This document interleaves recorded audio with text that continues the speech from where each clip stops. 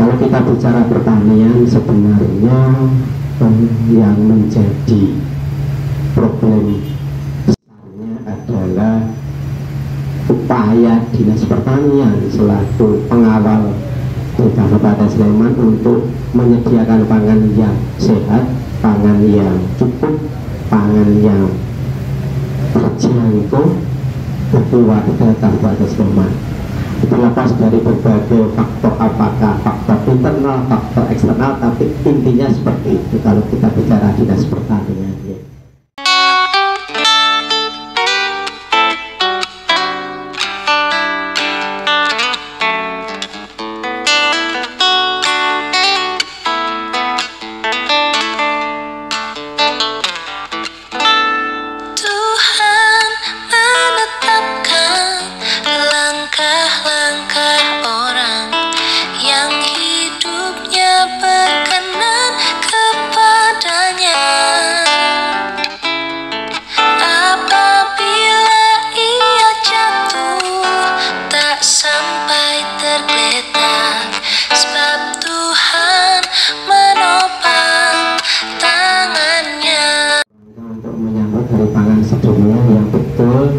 Sebenarnya jatuh pada tanggal 16 Oktober hari Kamis besok.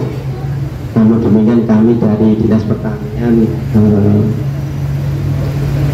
mencoba untuk memberikan kesempatan bagi teman-teman yang biasanya poso Senin Kamis, akhirnya kami geser di hari Rabu besok di tanggal 15 Oktober. Semoga ini tidak mengurangi makna dari bagaimana kita berupaya ketahanan, kecukupan, kemandirian pangan di Kabupaten Sleman bisa kita cukupi, kita upayakan dengan sebaik-baiknya.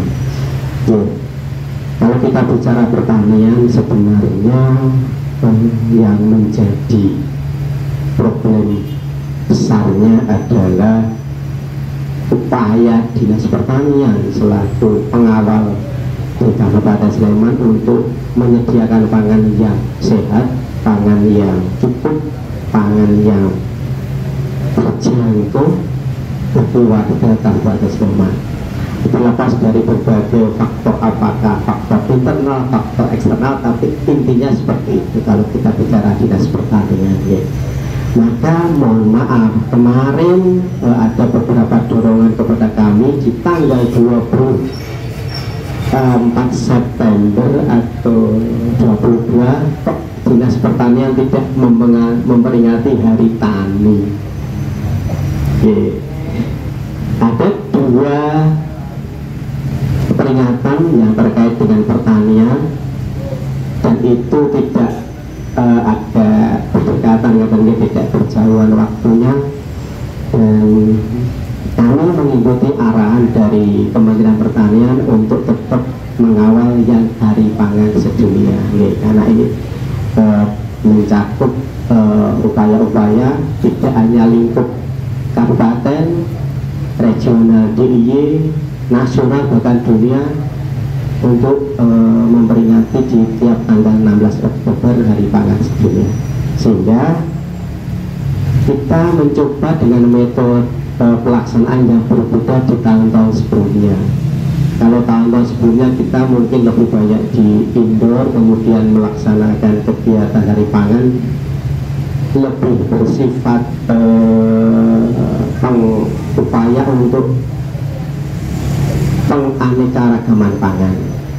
Tapi ini kita coba dalam sebuah apel akbar seluruh stakeholder yang mengawal pertanian, apakah itu dari lingkup pemerintah, akademisi, bahkan swasta, tapi kami juga lebih bisa mendekatkan kepada elemen-elemen yang selama ini menjadi relawan di sektor pertanian.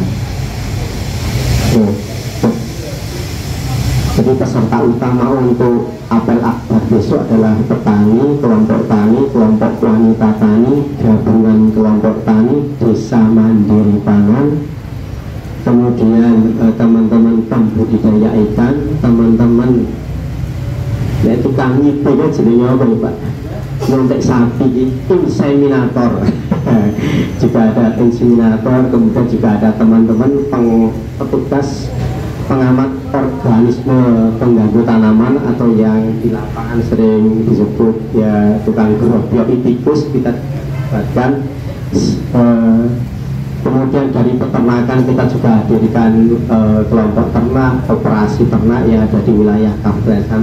Jadi sehingga ini semua elemen yang kalau secara kelembagaan kita tuh mengawal kurang lebih ada sekitar 3.000 kelompok tani, ternak, perikanan dan sebagainya.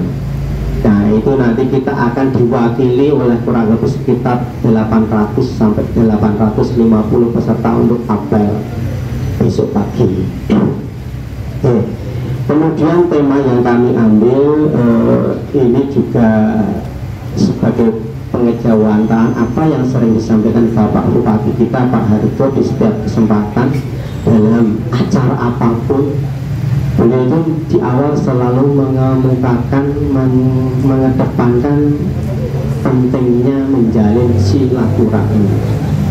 Mungkin kalau Bapak teman-teman wartawan punya rekaman beliau saat acara apapun mesti silaturahmi, insya Allah memudahkan menyelesaikan masalah, tidak hanya memperpanjang usia dari Pak Yazid, tapi insya Allah dengan silaturahmi memudahkan kita mengurai berbagai permasalahan. Maka ditolak dari apa yang sering disampaikan Bupati, kami mengambil tema bergandengan tangan untuk tangan yang lebih baik dan masa depan yang lebih baik. Jadi seperti itu. Sehingga ini sebagai si titik temu katanya sinergi kami dengan berbagai stakeholder yang selama ini membantu kita untuk mencapai sistem agribisnis pertanian yang lebih tangguh, adil dan berkelanjutan bagi semua pihak. Kemudian terkait permasalahan tadi, ya kalau mau lebih rinci sebenarnya yang lebih memberatkan teman-teman petani adalah kondisi iklim yang semakin tidak bersahabat. Kalau dalam konteks global ya perubahan iklim, kemudian adanya konflik dan krisis ekonomi. Tapi memang kami kira kita lebih berupaya untuk bisa mengurangi dampak perubahan iklim. Karena kalau itu kita tidak bisa selesaikan, ya selesailah bertanian. Karena apapun yang kita tanam, apapun yang kita butuhkan, satu kata kuncinya untuk pertanian hanya butuh air. Semalam mungkin hujannya deras ya Pak ya. Tapi ini sekarang ini sumur apa boten ya? Panas atau tidak? Ini panas. Jadi hujan kemarin itu hujan salah sasaran kemarin. Jadi ini harusnya sudah masih pada posisi musim kemarau, tapi tetap ada turun hujan yang sedemikian lebat. Sehingga untuk tanaman-tanaman yang sudah memasuki fase untuk panen itu, kalau padi itu malah ambruk. Sehingga ini harus kita mitigasi, termasuk ini menjadi bagian dari visi misi Bapak Bupati. Saya sering guyon dengan beliau, kalau beliau itu kan yang sering disampaikan ke kawan-kawan, Sleman dalane alus, Sleman dalane padat. Terus di kurang lebih 150 miliar. Nah bagiannya pertanian endi Pak, gitu. Kalau boleh matur, Sleman dalane alus, Sleman dalane padang, banyune kimplah-kimplah, sawahe ijo ruru, kan saya bilang gitu. Kalau mau ngendika misalnya Sleman mau mandiri ke arah ketersediaan pangan. Ya, tapi ternyata beliau juga sudah melakukan komunikasi dengan teman-teman Balai Besar Wilayah Sungai Pak Propo. Pada saat kemarin ada rencana Selokan Mataram mau ditutup ya untuk upacara perbaikan. Beliau tidak merasa apa ya, aku itu bupati, betulnya sih BPW Expo yang rawuh ke saya, tapi malah beliau itu yang tindak rawuh di Balai Besar. Itu luar biasa. Memang itu silaturahmi beliau seperti itu, tidak mengenal apa ya, apa jenis mas, strata, struktur ya, struktur kepemerintahan. Jadi beliau hanya yang hadir di PBWSO dengan mengawal teman-teman yang kemarin juga menyuarakan untuk tidak usah menutup selokan mata.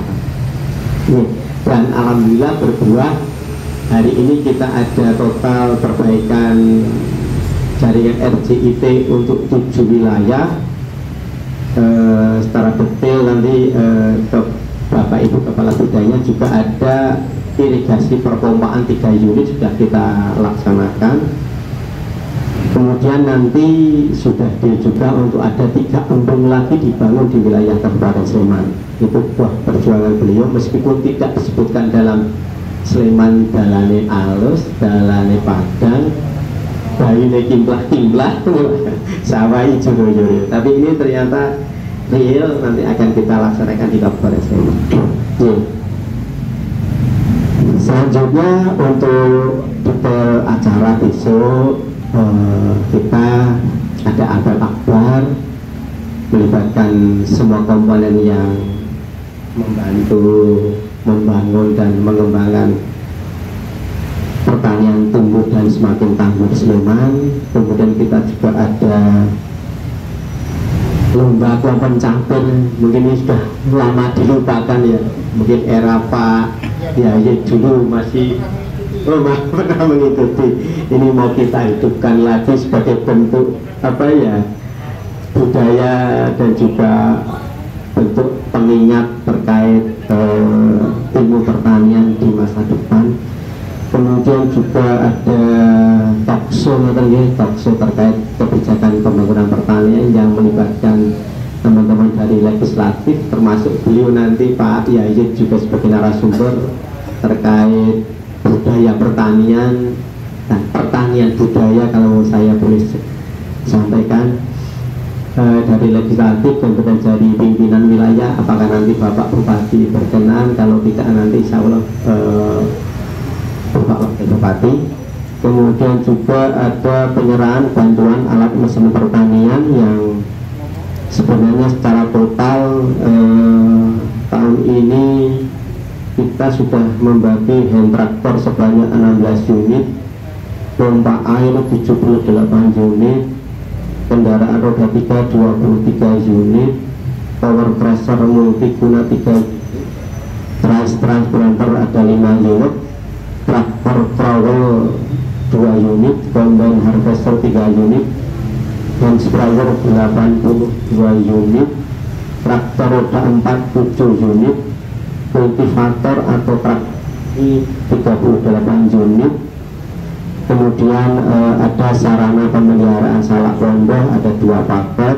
Kemudian bantuan pupuk organik untuk tanaman salak 4 kelompok, bantuan pupuk hayati 189 kelompok, kemudian bantuan pakan untuk sapi betina bunting kurang lebih untuk 100 peternak dengan tonase 100 kg per peternak.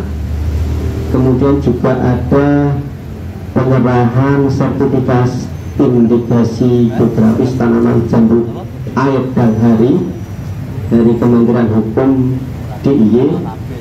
Kemudian juga untuk penyerahan lomba evaluasi gaboktan Kabupaten Sleman.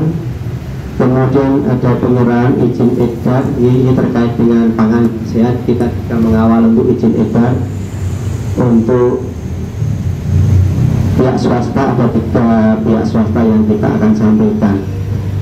Oke. Namun karena keterbatasan waktu nanti untuk penyerahan alat sekedar simbolis, kurang lebih 1 atau 2 kelompok yang bisa kita hadirkan. Nah, selain itu juga kita ada layanan konsultasi untuk penanaman tanaman pertanian maupun hortikultura, dan juga untuk konsultasi kesehatan hewan. Dan kalau nanti memungkinkan juga konsultasi atau untuk vaksinasi terkait masih merebaknya antraks maupun rabies di wilayah Indonesia, karena sebenarnya pada tanggal 11 Oktober kemarin bertepatan dengan Hari Rabies Sedunia. Nah, karena kita ada hari pangan, kita gabungkan juga acara di satu titik pada besok itu. Nah, selain itu juga kita ada stand-stand di sektor pertanian, dan itu dari bidang peternakan, dari bidang hortikultura perkebunan, bahkan bidang hortikultura perkebunan nanti ada pembagian bibit gratis untuk warga, dan juga untuk kaping kopi 100 cup nih.